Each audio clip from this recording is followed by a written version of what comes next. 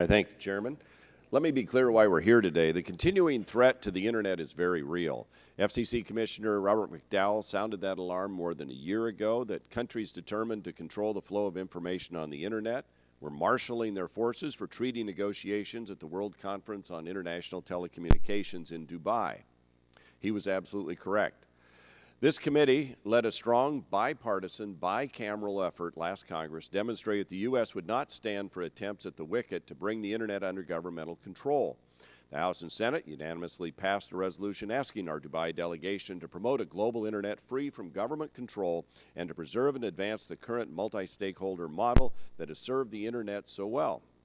Under the multi-stakeholder governance model, non-regulatory institutions manage and operate the Internet by developing best practices with public and private sector input.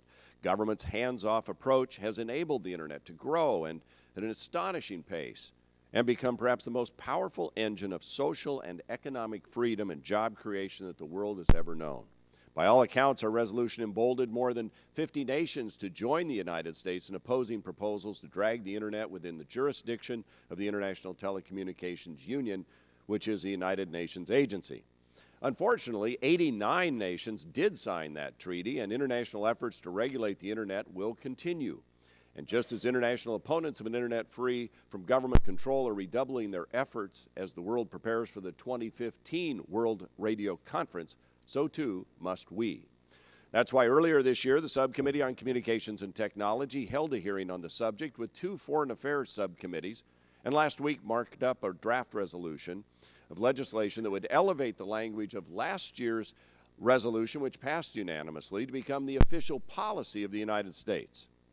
At the markup, ranking members Waxman and Eshoo expressed their belief that elevating the language promoting, quote, a global Internet free from government control, close quote, to becoming the official U.S. policy might somehow interfere with the FCC's rules on network neutrality and possibly IP protection, child pornography, other government action.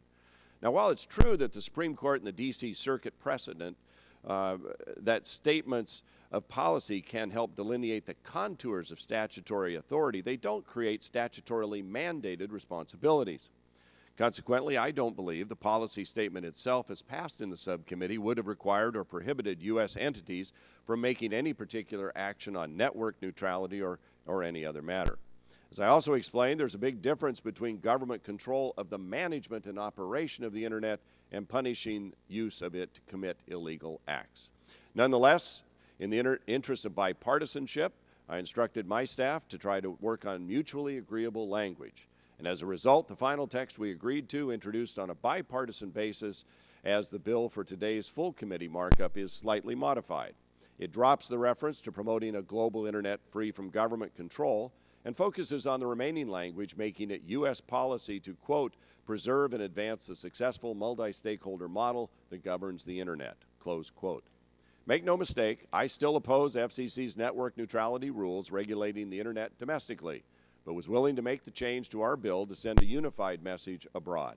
By elevating that language from a resolution to U.S. policy, this bill will show our country's resolve to oppose efforts by authoritarian regimes to subvert the Internet for their own purposes. I hope will encourage other nations to join our cause. I urge my colleagues to support this bipartisan bill, and I yield back the balance of my time.